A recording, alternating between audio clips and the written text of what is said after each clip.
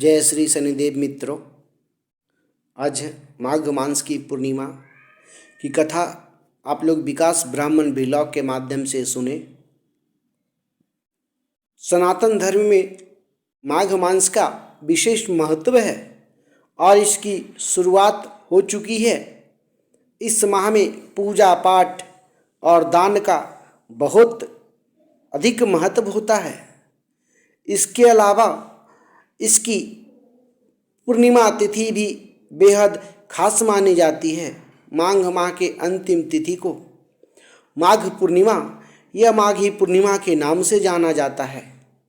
वैसे तो हर महीने की पूर्णिमा तिथि पूजा पाठ के दृष्टिकोण से खास मानी जाती है, लेकिन माघ मास की पूर्णिमा का विशेष धार्मिक महत्व है।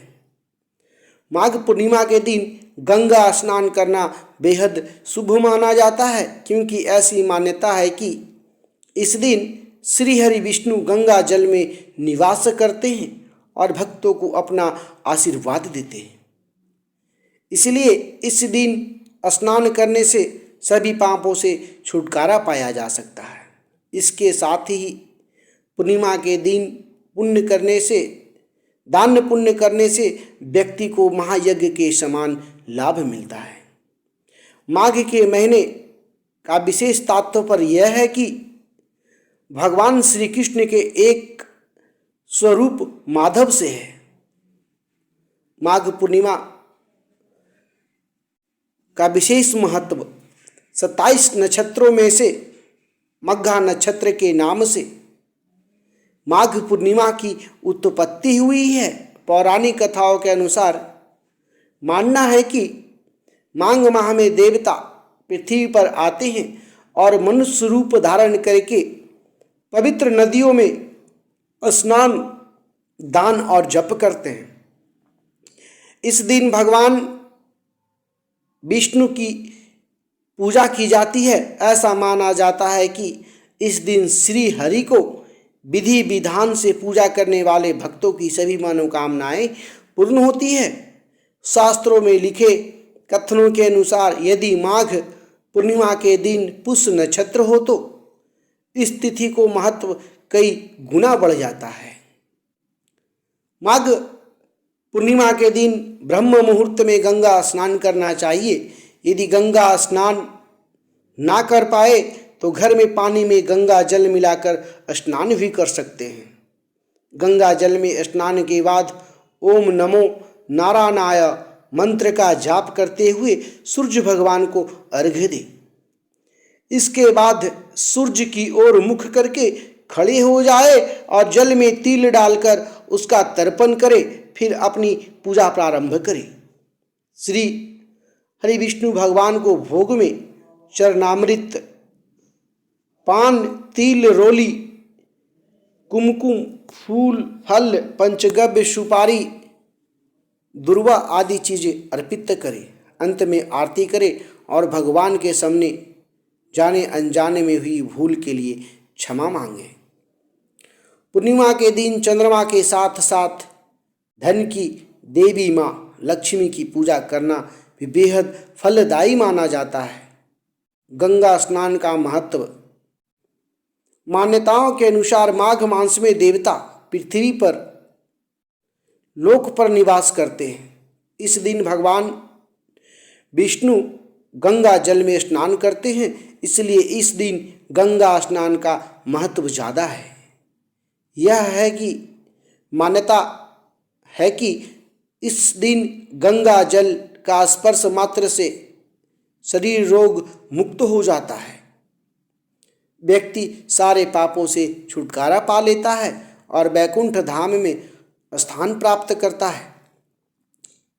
माघ पूर्णिमा के दिन स्नान के बाद ध्यान और जप तप करने से श्री हरि विष्णु प्रसन्न होते हैं। इस दिन दान करने का बड़ा महत्व है। माना जाता है कि इस दिन गौदान, तिल, गुड़, कंबल दान करना अच्छा माना गया है। इसके अलावा वस्त्र, गुड़, घी, कपास, लड्डू, फूल, अन्न आदि चीज़ें का दान भी किया जा सकता है। दान के अलावा इस दिन परिवार के सदस्यों के संग भगवान श्री सत्यनारायण की कथा जरूर सुनना चाहिए। माघ पूर्णिमा के दिन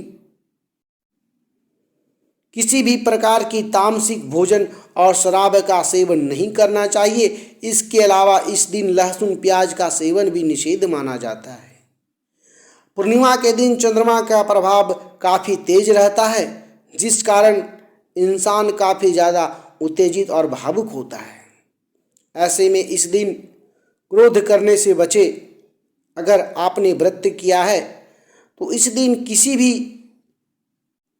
किसी की निंदा बुराई नहीं करे, साथ ही किसी की व्यक्ति को अपशब्द भी कहने नहीं चाहिए। ऐसा करने से व्यक्ति को दोष लगता है और माँ लक्ष्मी भी रूठ जाती है। पूर्णिमा के दिन घर में किसी भी प्रकार का झगड़ा कलह करने से बचना चाहिए। ऐसा करने से घर दुख और दरिद्रता का वास होता है। माघ पूर्णिमा धन की देवी माँ लक्ष्मी को समर्पित है। इस दिन घर में किसी भी तरह की गंदगी नहीं रखना चाहिए, इसलिए साफ सफाई पर विशेष ध्यान दें। आइए अब माघ मास की विशेष कथा सुनते हैं।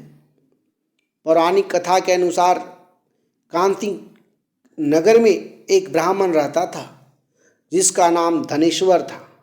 वह भिक्षा मांगकर अपना जीवन निर्वाह करता था। ब्राह्मण का कोई भी संतान नहीं था।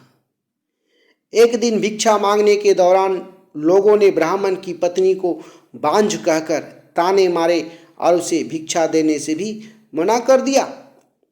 इस घटना से ब्राह्मण की पत्नी को बहुत दुख पहुंचा, जिसके बाद उसे किसी ने 16 दिन तक माँ काली की पूजा करने को कहा।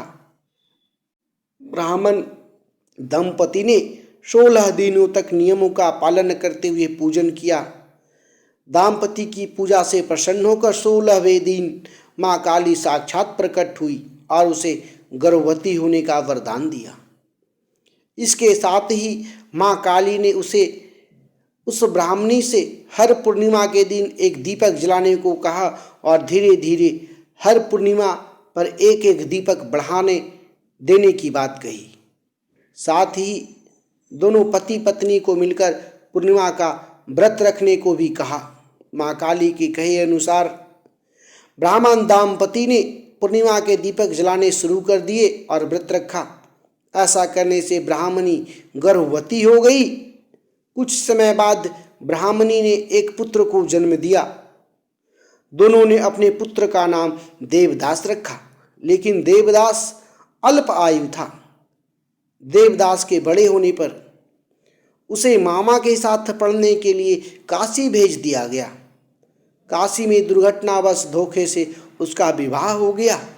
कुछ समय बाद काल उसके प्राण लेने आए, लेकिन उस दिन पूर्णिमा थी और ब्राह्मण दाम्पति ने अपने पुत्र के लिए व्रत रखा था, जिसके चलते काल ब्राह्मण के पुत्र का कुछ नहीं बिगाड़ पाया और पुत्र का जीवन दान मिल गया। इस तरह पूर्णिमा के दिन व्रत करने से श्रद्धालुओं को सभी कष्टों को और संकटों से मुक्ति मिलती है। माघ पूर्णिमा के दिन घर में तुलसी का पौधा लगाना शुभ माना जाता है। इस दिन तुलसी की पूजा एवं घी का दीपक जलाना चाहिए। इससे माता लक्ष्मी प्रसन्न होती है और हर मनोकामनाएं पूरी करती है। माघ पूर्णिमा पर भगवान विष्णु के साथ माता लक्ष्मी की पूजा जरूर करें। पूजा से पहले एक सुपारी में रक्षा सूत्र बांध दे, उस पर चंदन या रोली लगाए और अक्षत डाले।